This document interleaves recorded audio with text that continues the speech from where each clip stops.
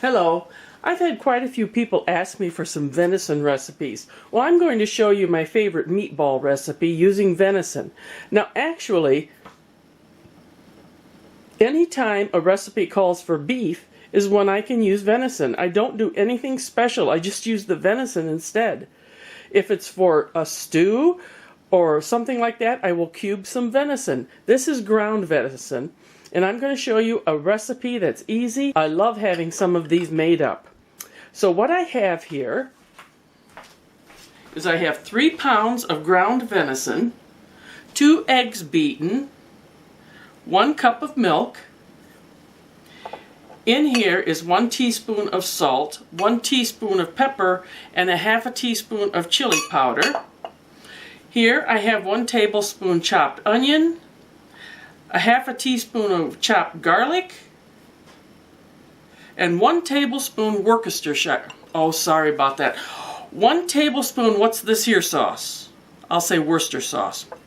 Now, I make the meatballs, I put all this together, and then on top I put a sauce. Well, the recipe is so huge for that sauce that I only make 1/3 of it. I'll put the full amount in the description, but this is the amount I'm making. First, I'm going to put my what's this here sauce, my Worcester sauce, in with the eggs. So, oops, that's all there. Then I'm going to add my oatmeal. There's no certain order to this. I don't know why I'm doing this. These are the spices. Here's the garlic and the onion. I'm going to work this together with my hands. It seems to work better. So you're just gonna, that is regular oatmeal, by the way, not quick oatmeal. It's the long cooking kind. I can feel if everything's put together too. Wash your hands first.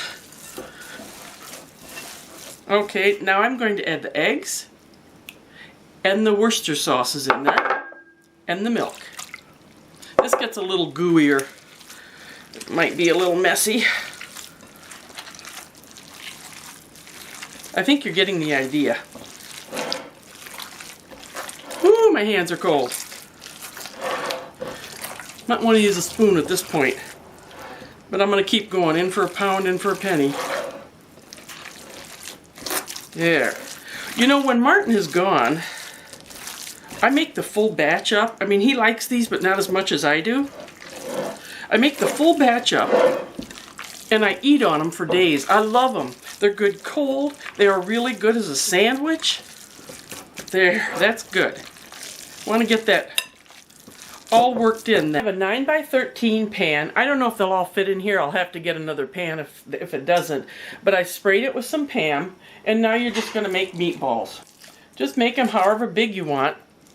You know, if you make them really big, you'll need to let them cook a little longer. I don't know, that's a golf ball or tennis ball size, something like that. So you're just going to put them together. You can put them in there tight. Well, I got them to fit in one pan. Now, you bake these at 350 degrees for half an hour to an hour. I've made these a little bigger, so they'll probably take a little more than half an hour, maybe 45 minutes. But now I'm going to mix together the topping. I think they call this piquant sauce or something, correct me, or whatever. I'm not going to give you the amounts, I'll give it in the directions, because I am making a lesser batch. There's my brown sugar, my ketchup, and I have my spices, which you'll find in the directions, and my Worcester sauce. So now I'm going to mix these together, and then I'm going to drop it on the meatballs. Just a little bit. Martin doesn't like any, so I might not put any on his, on some of his here. This is all set to go onto the meatballs. I had to stop the camera, somebody called. It's the guy who owns the land where Martin is deer hunting right now. There. Just put however much you want on there. Some of these I'm not going to put any, because Martin doesn't really care for this. I mean, what's not to love? Now all you do is you stick this in the oven, 350 degrees, for half an hour to an hour. Venison meatballs, all steaming hot. Now I did cook them for an hour because number one, they were in a glass pan and that takes longer.